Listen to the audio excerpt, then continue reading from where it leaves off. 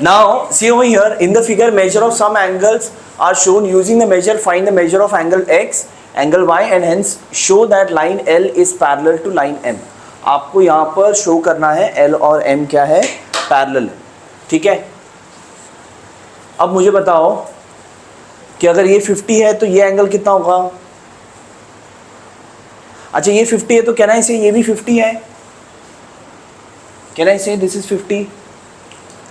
Can I से this 50 right. हाँ बोल सकता है 50 बोल सकता है ना. देखो सबका गलत हो गया बेटा. लाइंस पैरेलल किधर है.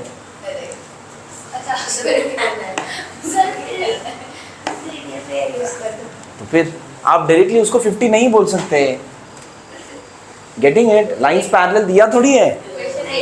हाँ तो फिर बराबर से देखो. ठीक है. ठीक है चलो. हाँ हाँ सबका ही रॉन्ग वन. अब बोल रहे हो कि आप करो मत करो मत, आप लोग कर सकते. चलो ठीक है. एनीवेज अब यहाँ पर आपको क्या क्या गिवन है पहले वो लिख लो. लाइन गिवन लिख लो. Line L is parallel to line, नहीं एक minute, line L is not parallel. ये नहीं, वो गिवन नहीं है. तो गिवन में तो बस डायग्राम गिवन है और कुछ नहीं. Diagram he given.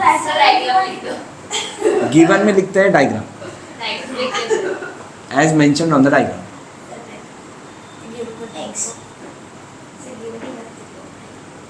This is 50.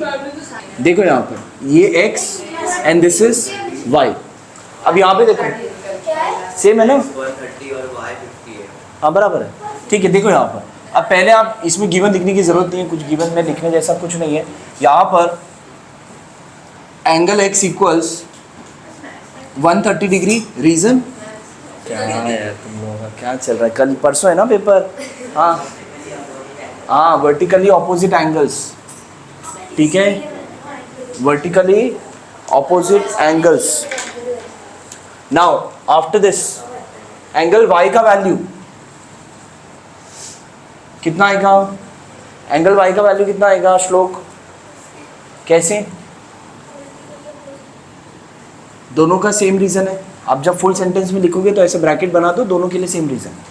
ठीक है दो बार लिखने की जरूरत नहीं है, फुल फॉर्म में लिखना होगा. Vertically opposite angles. ठीक है ये तो हो गया. अब क्या करना है. अब जो है यहाँ पर आपको डायग्राम बनाना पड़ेगा. ठीक है इसको यहाँ पर A दे दो, यहाँ पे B दे दो. Let A and B be the angle. Let A and B be the angle as shown in the diagram. In the diagram or in the figure, both are fine. ठीक है in the diagram. अब यहाँ पर आपका angle A plus angle X equals 180 या फिर directly angle A equals 50 degree. Reason नहीं नहीं नहीं एक मिनट, ये नहीं कर सकते. लाइंस पैरेलल नहीं है ना. Angle A plus angle X equals 180 degree. Reason angles in linear pair. Linear pair मत लिखो, सिर्फ एंगल्स इन लीनियर पेयर. अब x का वैल्यू आपके पास है. लेट्स से दिस इज 1, तो x का वैल्यू आपके पास है ना 130 equals 180. Therefore angle A equals कितना 50 degree. Similarly angle B plus 50 degree equals 180 degree. Sir हम लोग डायरेक्टली तो भी सेम ही आंसर आ गया ना. क्या लाइंस पैरेलल है इसलिए हम लोग ले नहीं सकते ना. करेक्ट, इसलिए ले नहीं सकते. रीजन यहाँ पे एंगल्स इन लीनियर पेयर. ठीक है तो एंगल B का वैल्यू कितना आ जाएगा 130 बराबर. अब क्या लिखेंगे. Angle A plus angle B equals कितना 130. सॉरी एंगल A का वैल्यू कितना है 50 plus 130 which is equals to 180. Therefore line का नाम दिया है ना. Therefore, line L is parallel to line M. What is the reason? Sir, if Indian angles are 180, then the lines are parallel. ऐसे ही सब लिखेंगे. क्या लिखेंगे? From 1 and 2. ये तो ठीक है, ये फ्रॉम 1 and 2 वगैरह लिखने का रह गया. एक मिनट, ये 1 दिया था हमने. एक मिनट, ये 2 दे देते हैं, ये 3 दे देते हैं, और इसको लिखो फ्रॉम 2 and 3. ठीक है, ठीक है. अब ये line is parallel to line M. What is the reason? Shlok, Shivam. Interior angle test. हाँ, हाँ, क्या? हाँ, इंटीरियर एंगल टेस्ट. बोलो. सर इक्वेशन की नंबर प्लॉट कैसे करते हैं यार? इक्वेशन क्या? इक्वेशन की अपने हिसाब से, अपने हिसाब से नंबर डालने का. हर एक लाइन पे एक इक्वेशन. नहीं नहीं नहीं नहीं नहीं, देखो मैंने अभी यहाँ पे 2 and 3 क्यों दिया? यहाँ पर मैंने A और B का वैल्यू यहाँ पर लिया ना. ये कहाँ से आया मुझे बताना पड़ेगा. ये कहाँ से आया मैंने ऑलरेडी फाइंड किया था, राइट? तो इसके लिए मैंने क्या किया, इसको 2 और 3 दे दिया. अब इधर 1 दिया है तो नेक्स्ट 2 ही आएगा ना. तो यहाँ पे 2 और 3 दे दिया, और फिर यहाँ पे लिखो ये कहाँ से आया, 2 और 3 से आया. ठीक है. अब ये यहाँ पर भी यहाँ पे भी आपको लिखना है फ्रॉम 1. क्यों लिखना है फ्रॉम 1? यहाँ पर एंगल x का वैल्यू लिया ना. ये एंगल x का वैल्यू कहाँ से आया? फ्रॉम. तो बस ऐसे ही देना है नंबर अपने हिसाब से. ठीक है, बस 1 2 3 4 करते जाओ. ठीक है, क्लियर है? Write it fast. ठीक है. See over here in the figure, if line Q is parallel to line R and line P is their transversal. ये दोनों लाइन क्या है? पैरेलल है. Both these lines are parallel to each other and line P is the transversal. And if angle A is 80 degree, find the value of F and G. सिर्फ A, F और G का ही value find करना है. बराबर. Diagram बनाने की जरूरत है? नहीं, सब कुछ ऑलरेडी गिवन है, तो you don't need to draw. आपको स्कूल में बताते हैं डायग्राम बनाने की जरूरत है या नहीं है? मैम बोलती है मैथ्स मत निकालो, बट अगर कुछ और उसमें करना है तो. क्या बोला आपके स्कूल में? हमने तो पूछा आपने? बेटे सेक्शन ही अटेंड किया हम लोग. ऊपर थे मतलब किधर गए थे? हॉल पे डांस था. अच्छा, डांस था. appreciate नहीं है. कौन सा गाना कौन सा है डांस का? पंची बनी. कौन सा? अच्छा ठीक है, 15 अगस्त का है. नहीं आज प्रोग्राम था स्कूल में उसके. अच्छा ठीक. ओके, चलो देखो यहाँ पर you have to find angle F and angle G. अब F और G फाइंड करना है, ये दोनों एंगल फाइंड करना है. ठीक है. अब कौन सा एंगल आपको पहले निकाल सकते हो, बताओ मुझे. क्या करोगे टू डू दिस? सर जी निकाल सकते हैं. ऐसे करती हो? हाँ. बोलो. हाँ, how what you will find first? Sir, first we will try to find the angle E. Which angle? E. Angle E is हाँ. equal to 80 degree corresponding angles. Correct. उसके बाद फिर उसके बाद एंगल G और इधर ऑपोजिट एंगल, फिर angle F linear है एंगल. समझाओ. श्लोक बताओ क्या करेंगे. यस, इधर आ जाओ थोड़ा आप. हाँ. बोलो. What we will do?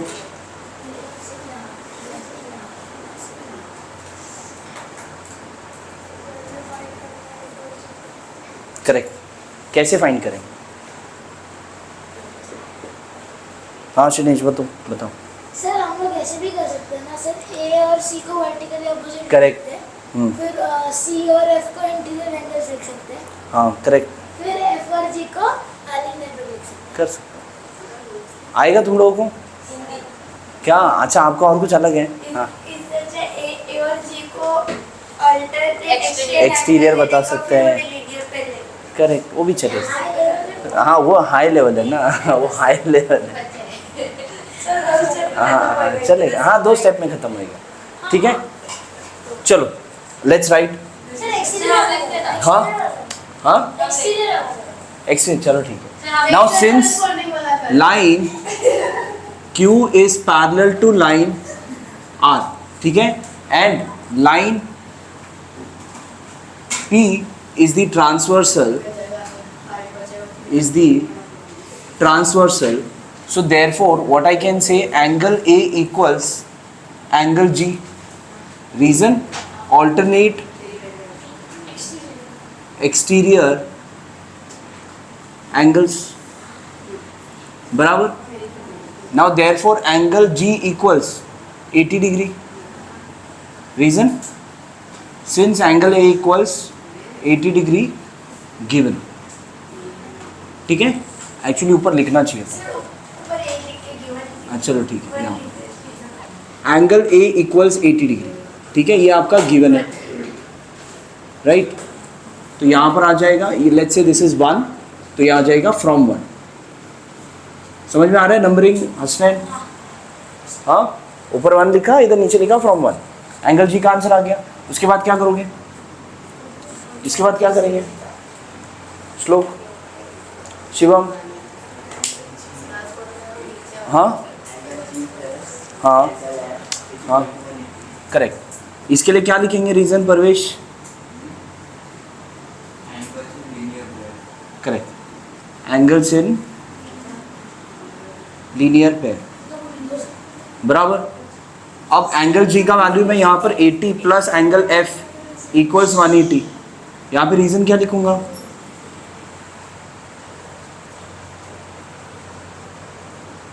Bhumi, correct, इसको 2 दे देंगे और यहाँ पर फ्रॉम 2, ठीक है। So therefore angle F equals 180 minus 80, इसके लिए रीजन क्या लिखेंगे?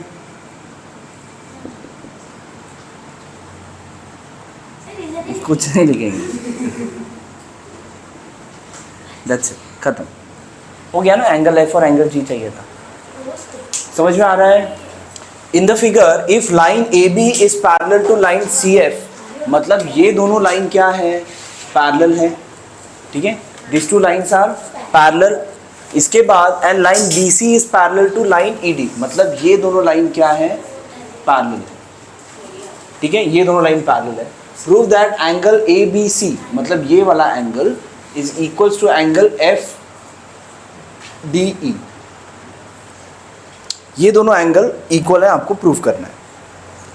कैसे करेंगे? पहला ABC is parallel to BCD, alternate angles. BCD is parallel to FE equal, is equal to दोनों जगह पैरेलल बोला था, करस्पॉन्डिंग एंगल्स, बस। अब प्रॉपर्ली लिखना है आपको। देखो, आपको एक बार बता देता हूँ क्या करना है।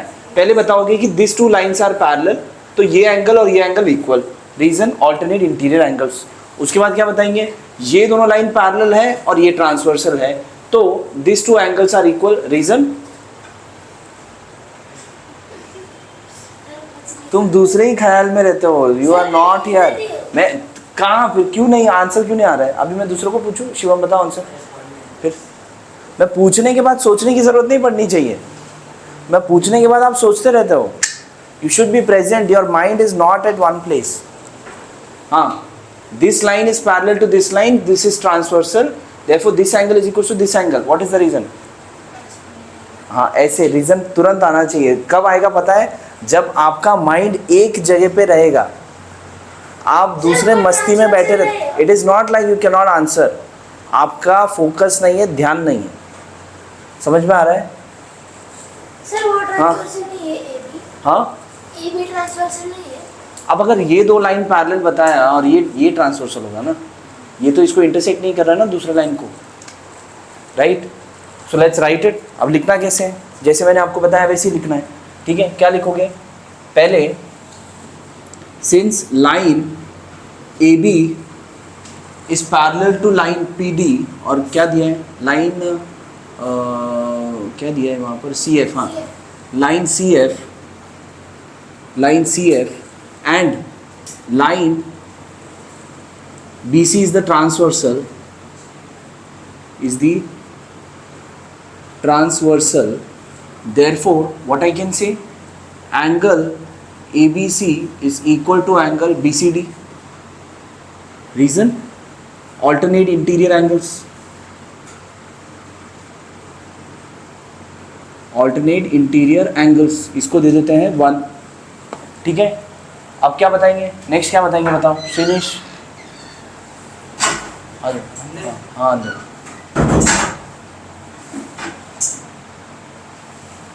बताओ आगे। ये बताइए कि एंगल BC इधर इधर लिखूंगा क्या? Sir line BC is parallel to line ED. Line BC is parallel to line ED and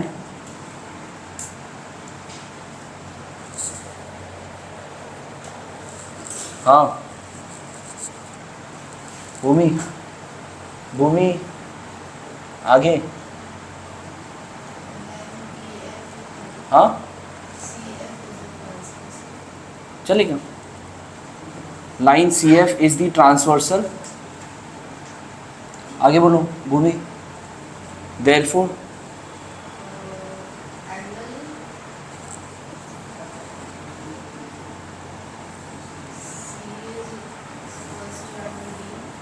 C equals D। एक एक लेटर में लिखेंगे एंगल। चलेगा? क्यों नहीं चलेगा? क्यों नहीं चलेगा? एंगल बोल रहे हैं ना, इसके एंगल का most of all T letter में देते हैं, वो फिगर भी एक लेटर में भी तो देते हैं। देते हैं, बट इसमें फिगर भी दिया है। कब नहीं देते हैं? कब एक लेटर में लिख सकते हैं? जब वो फिगर आप खुद से बनाए। हाँ बोलो। सर ये क्वेश्चन में 3 लेटर का एंगल आ सकता है।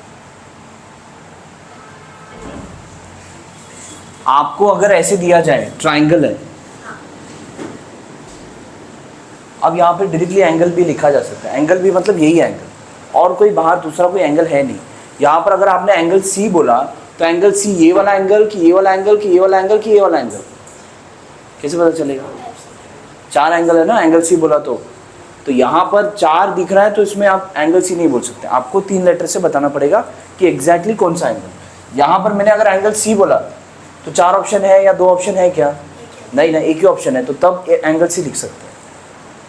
समझा? तो angle BCD is equal to angle श्लोक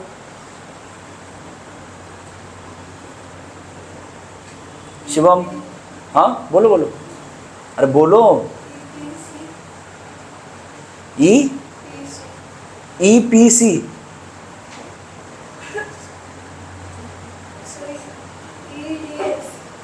हाँ, दिखाई दे रहा है तुमको वहां से? नहीं दिखाई दे रहा तो आगे आ जाओ। Is equal to angle EDF। Reason क्या आएगा?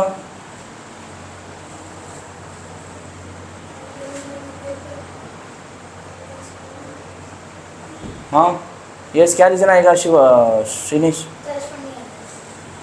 ऐसे आना चाहिए आंसर। समझ में आ रहा है? पूछने के बाद सोचने की जरूरत नहीं। करस्पॉन्डिंग एंगल्स, इसको दे देंगे क्या नंबर? 2। ठीक है, so therefore what I will say, अब BCD यहाँ पर भी है, so from 1 and 2 what I can say, angle ABC equals angle EDF। यहाँ पे रीजन क्या लिखेंगे?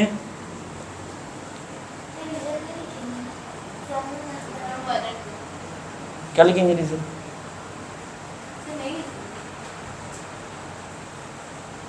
क्या लिखेंगे भूमि?